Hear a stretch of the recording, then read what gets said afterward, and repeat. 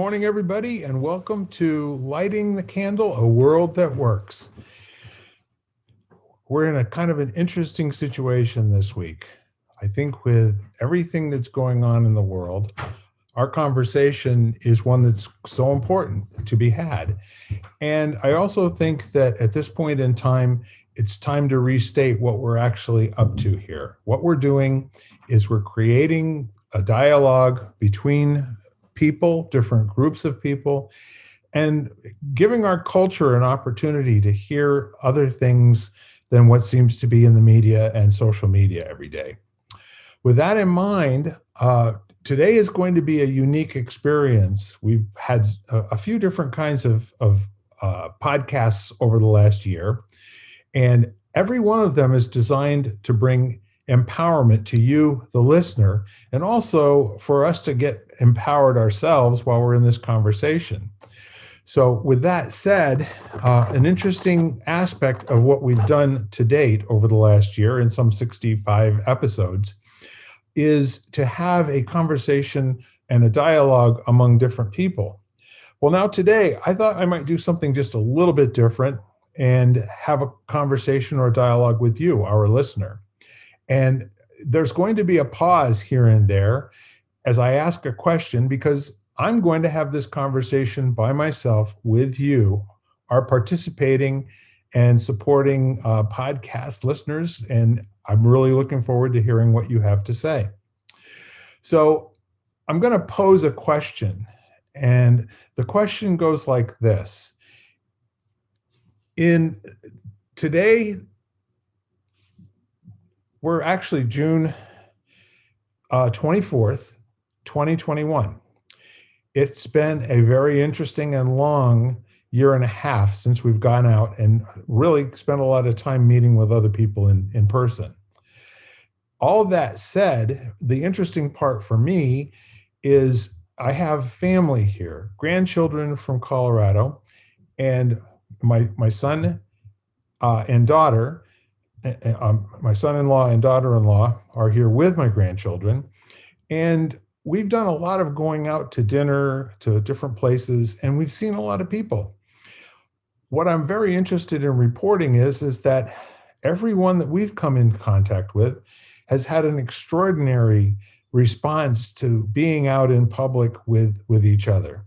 Now, the folks that work in the restaurant business, they are all wearing masks and they're observing social distancing protocols and that sort of thing. However, we walk by tables with patrons who are just happy to be out having a good meal. And again, exercising their rights as citizens to be where they can actually see other people's faces. So today, the conversation that I'd like to have is one that is based around what people seem to think and what people are saying, and the notion of critical thinking. And how that goes is, what does critical thinking mean to you? Are you aware of it? Do you understand how it would be practiced? What sorts of conversations or questions would come up as a result of using critical thinking practices? So with that said, I'm going to tell you a little bit about myself. My name is Bill Correll. I started a computer company back in 1990 after working in a variety of different manufacturing positions, including materials management. And, that included things like production, inventory control, purchasing, traffic, the stock room, anything having to do with getting product in from vendors, maintaining the integrity of the on-hand balances, and making stuff available for the assembly process and manufacturing as they needed it, and getting it out the door at the other end by shipping it to the end user. Now, all of that said, this is not a possible task for me to do on my own. I've had as many as 250, 300 people in a half a dozen to 8 different locations that were reporting to me in a laser manufacturer that I used to work for. So we spent an awful lot of time during that period of time, and that was in the 1980s. And people during that period of time were experiencing, I think, a little bit of what I like to call a reactionary uh, experience when we seem to have enough gas for our cars. We seem to have enough money. We seem to have a very interesting and extraordinary ability to make some serious money compared to what we did 2 or 3 years earlier. Almost all positions that I was aware of were not being paid increases of 3 or 4% a year. Many were receiving 15 and 18 and 20% based on a combination of merit and how difficult it was to find other people to take the jobs. So our focus during that period of time had a lot to do with asking important questions about how do we motivate people in the workplace? How do we get folks, to be as excited about coming to work in the morning as they definitely were in those situations where they were punching out and getting ready to go home? We did notice that there was a distinct disparity in some situations, and so got real interested in how is it that people can be, kind of like walking around, during the course of the day and not having, no evidence that they're having any fun whatsoever. And then when it comes time to go home, they're practically running to get to their cars and to go to what's next. It was an interesting conversation. So if we were just to look at it as a casual observer, and quite frankly, when I got hired in at one position, they were telling me that they had a morale problem, that there was something that was kind of unique about their employees. And what was unique was they just never seemed to get it, what management was doing for them and how extraordinary their opportunity was to belong to some of these burgeoning industry and leading manufacturers of certain types of technical products. They were all engineered type things. Well, the fun part of it was, this is where the critical thinking came in. And when I got interviewed for one of my jobs, because I had maybe 3 or 4 in a 7-year period, moving from one manufacturing position to another, in order to get more experience, and I worked myself out of a job in several instances.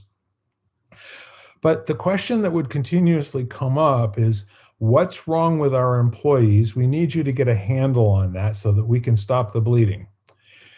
So I was kind of a young guy. I didn't know a whole heck of a lot, but I had come from working with tools. I had come from always being kind of interested in what's next for me in terms of the next opportunity to grow. And when we would get into the conversation about what's wrong with the employees, what I would do is I would go out and interview the employees. And I would, anybody that worked for me, people that worked in other departments. And what I found is not all employees were responding exactly the same way. That was interesting to me. What I found was one of the managers who was in charge of all of the technicians, what they called final assembly and test. These were the folks that wanted, to make sure that working final product that was going to be shipped out for the installers to put in place. And in these cases, we're talking about PBX telephone equipment. That's a fancy word for saying these ones had music on hold. You could forward calls. You could have multiple outbound calls. Really, really fancy stuff for the 1980s, right? So in those instances, I went and kind of, just casually walking through, I'd pick up one of the parts that they were working on testing at the bench, and I'd say, "What do you like about working here?" And the first couple of times I asked people that question, it was like, wow, where's that coming from? And I said, look, I'm a new guy. I don't know anything. And I'm just really kind of interested. It seems to me, I walk by here and you're listening to the music on the radio and you're doing this thing and And I did a little bit of looking into it. You have a zero rejection rate. There's nothing that comes back after you've tested and blessed it as having passed final inspection and test. And I'd like to know what's up with that. How does that work for you? And one person said to me, look, I used to have a job. I don't have a job anymore. I got a career now. And I said, really? What's that like? Can you tell me a little bit more about that? And I was kind of amazed. I said, when you had a job, what was that like? And who did you work for? The answer that came back was, I actually worked here. And the person that I worked for was, he's not here anymore, so I can tell you some things without fear of repercussions. And oh, by the way, this is just my opinion. I mean, I don't know what other people think about it, but during that period of time, I never knew what he expected from me. I said, well, what do you mean by that? And he said, well, almost every single day, as I was getting myself set up, because this is a complex job, I have to get the equipment set up in order to run tests on this, be able to look at an oscilloscope and be able to replicate an output on the O-scope. And I would get the bench all set up to do a particular kind of a sub-assembly board.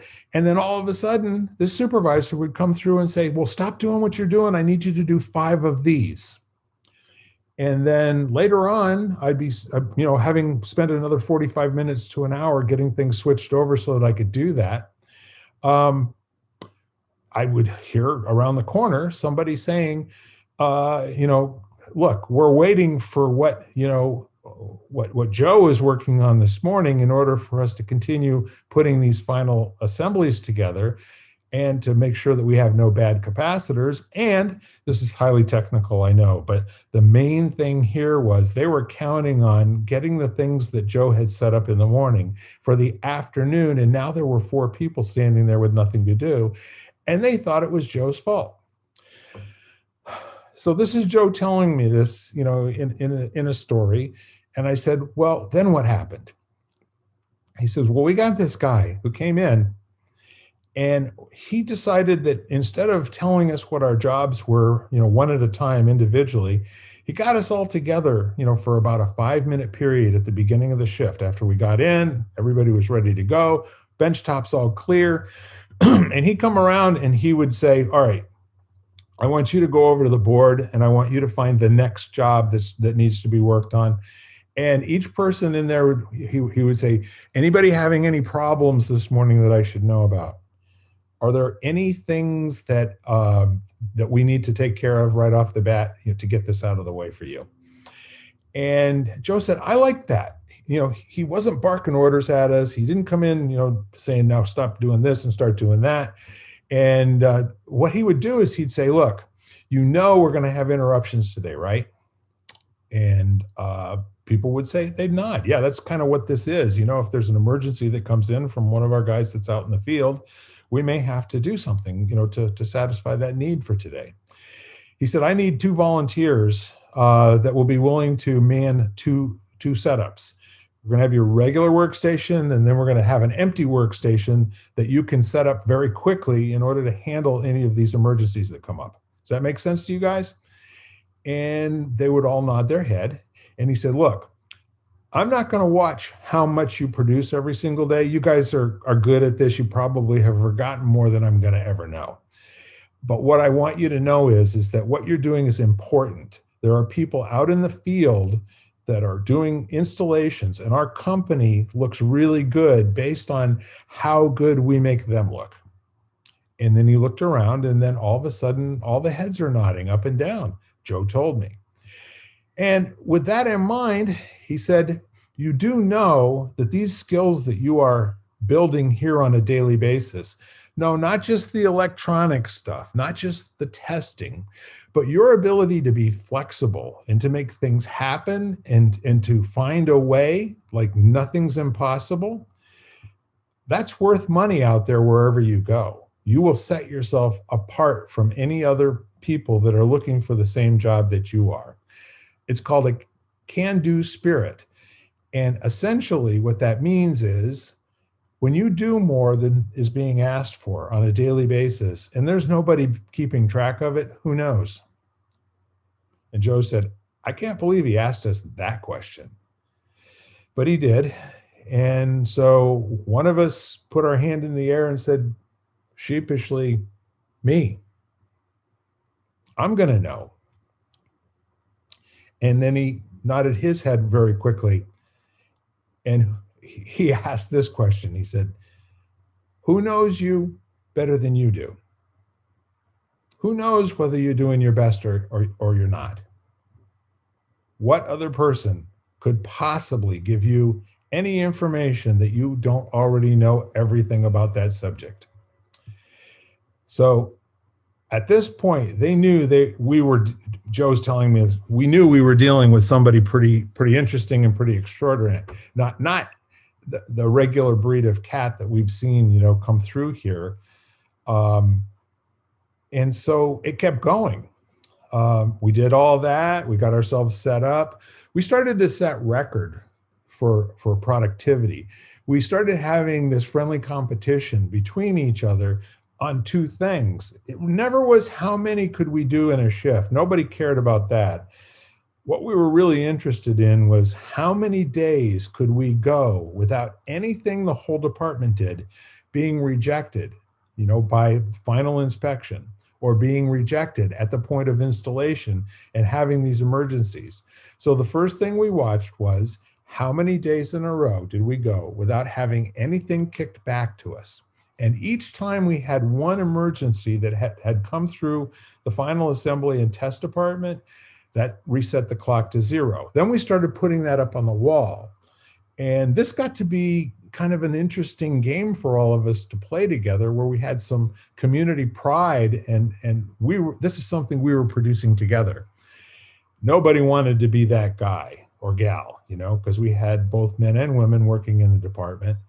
And then the interesting thing that happened after that is that, well, we were conditioned that if there was a problem, what do?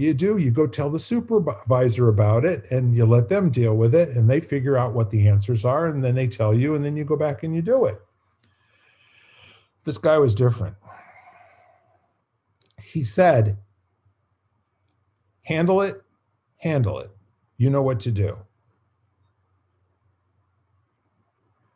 Let me say that again. He didn't have 20 questions to find out what all the facts were. He didn't say, what have you tried that hasn't worked so far? One after another, they would come to him because they'd been trained to bring their problems to the supervisor. And the answer from the supervisor at this point was, I think you have everything you need in order to be able to resolve this. If something breaks or there's nothing else that you can do, is there anyone else in the department you can turn to and get their smarts?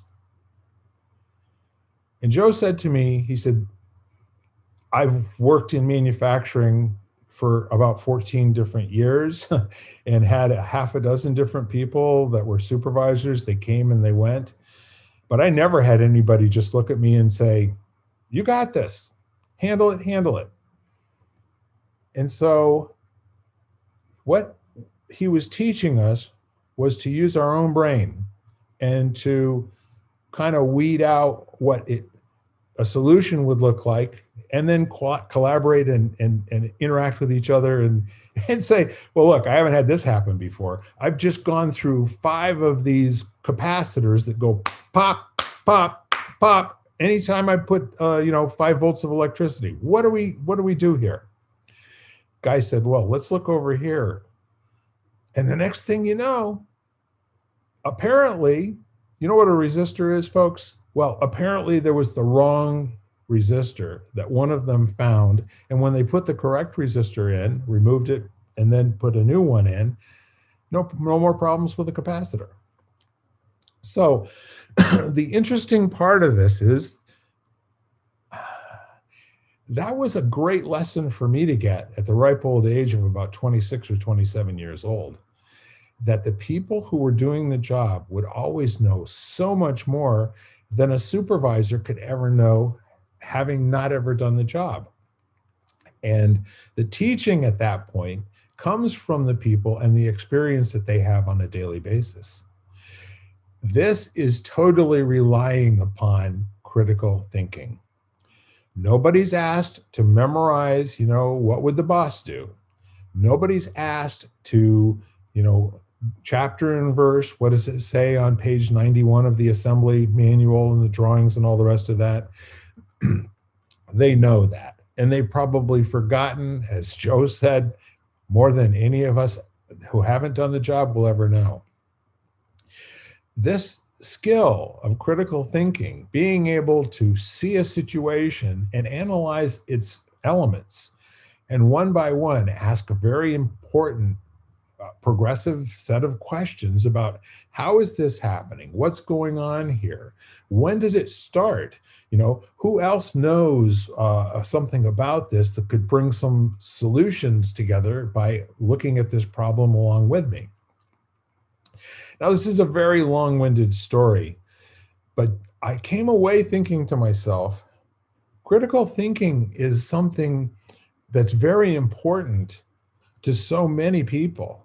It's very important to anybody who wants to get ahead. And as a matter of fact, in the working environment, I don't care what you do, if you can demonstrate the ability to think on your feet and play what I call heads up ball, you're going to get a reputation for being somebody who's a problem solver, or somebody who's cool under fire. They almost never get flustered when things don't work. All of that said, the amazing part of it is that not only are people empowered and encouraged to produce results on their own and enjoy the reward having done so, but to do it within the group of people who all are the experts at what they do every day. No longer are they standing in line at the supervisor's desk.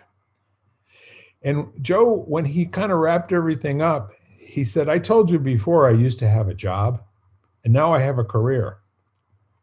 And I said, well, can you explain that to me?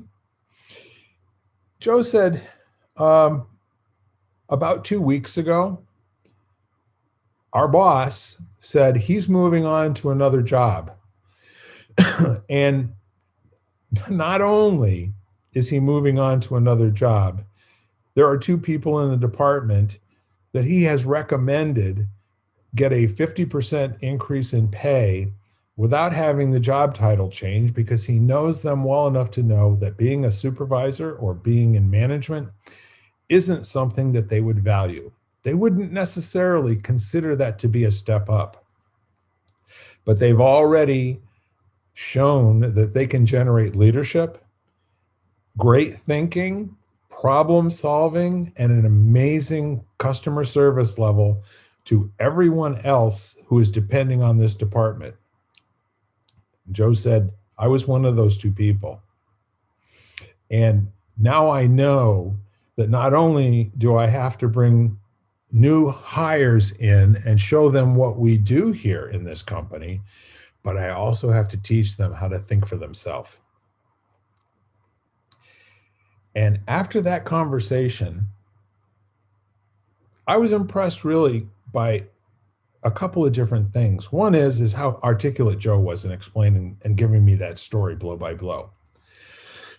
He probably, more than any of the other folks that I interviewed in the other departments, demonstrated to me the power of someone providing the support, the stability, the incentive to be willing to try, fail, learn, and then get the lesson from it.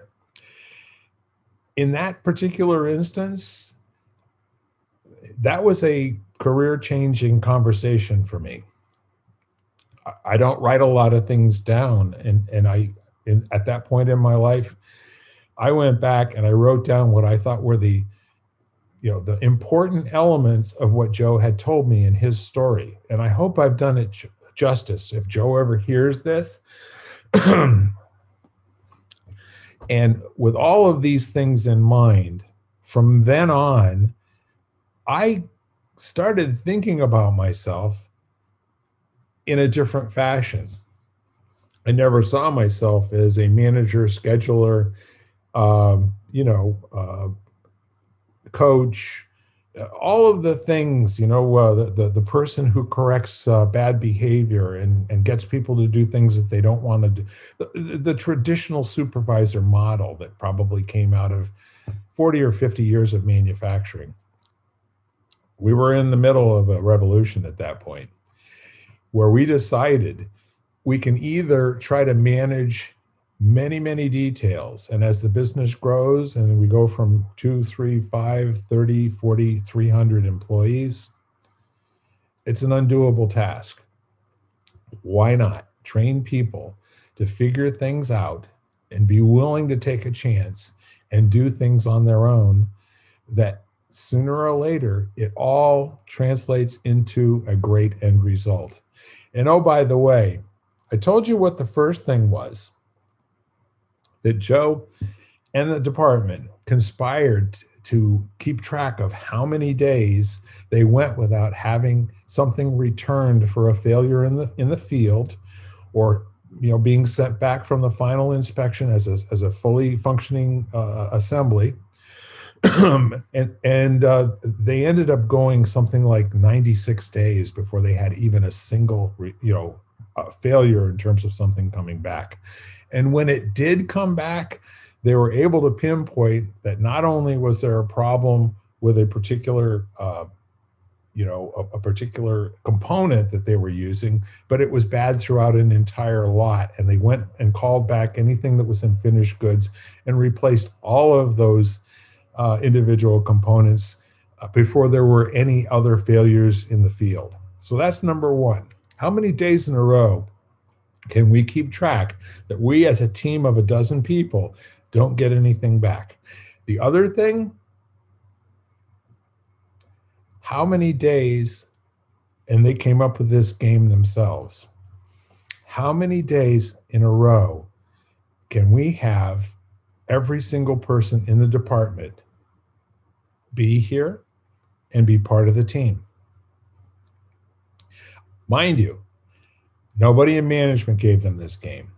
They said, we're a team. This works best if we're all here at the same time every single day. And if we all learn when somebody solves a problem or somebody breaks through on a different way of doing something. And the very interesting part of it was they had no lost time accidents. And I want you to know that prior to this time, according to Joe, and I went back and did some research, it was quite usual for 2 or 3 people a week to call out. Different people. And they used to call them mental health days. I don't know if that rings a bell with any of you that are listening right now. But they went an entire 90-day quarter, then they went another 90-day quarter, and then they went another 90-day quarter, and they finally had somebody who was not able to come in one shift, and that person had had an accident at home and was not able to report. So now, if there's a moral to this story, I'm going to paraphrase and maybe just focus on what Joe said was the important thing. I used to have a job, and now I have a career. The career is teaching other people to think for themselves and for them to do things that would be amazing to me if they were waiting for me to give them answers. The idea of having something greater than a job to show up for every single day, that anything is possible, given a set of circumstances and given a team to work with, people that are counting on every single day, all hands on deck. Let's be ready for any emergencies that come in. We'll take turns handling that emergency. And the really neat part of it was there was a sign that they put up on the wall, and their boss came in one morning and he comes into my office, and he says, "You got to see this, Bill." We walked back out there into the final assembly and test area, and on the wall it says, "Handle it, handle it!" Exclamation point. They put up a handmade sign. And I looked at him and I said, "Larry, you know what? Your job here is done." He said, "Yeah, it feels pretty good." So that's kind of what I have for right now. I wanted to do two things here. One is I'm experimenting with just telling a few stories to illustrate a point. And the point is that what's possible when people are empowered to think for themselves and grow, and how they relate to where they go every day, not as a job, but as a career, and to pose a question. What if we were able to do this with our children when they're in school? What if we were able to do this with our children at home?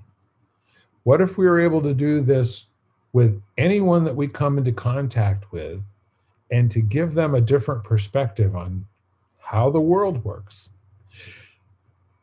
Again, if you remember, our podcast is called Lighting a Candle, a World That Works.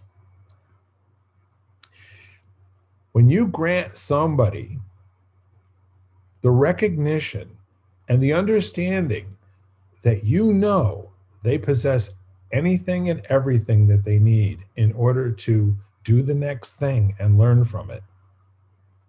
Well, I don't know. What do you think? Again, I'm Bill Correll, and you are empowered to go to my Facebook page and leave me some comments, or you can go to Lighting the Candle, a World That Works Facebook page, and make some comments there. We really want to hear from you. And if there's something else that you'd like to hear talked about, or if you'd like to be a guest on a future podcast, by all means, let us know that too. In the meantime, signing off for today, have yourself an amazing day, and handle it, handle it. Bye for now.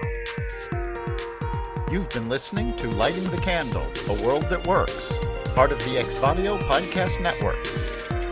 You can hear us at exvadio.com/podcasts, Apple Podcasts app, Google Play, Spotify, iHeartRadio, Stitcher, and wherever you find podcasts.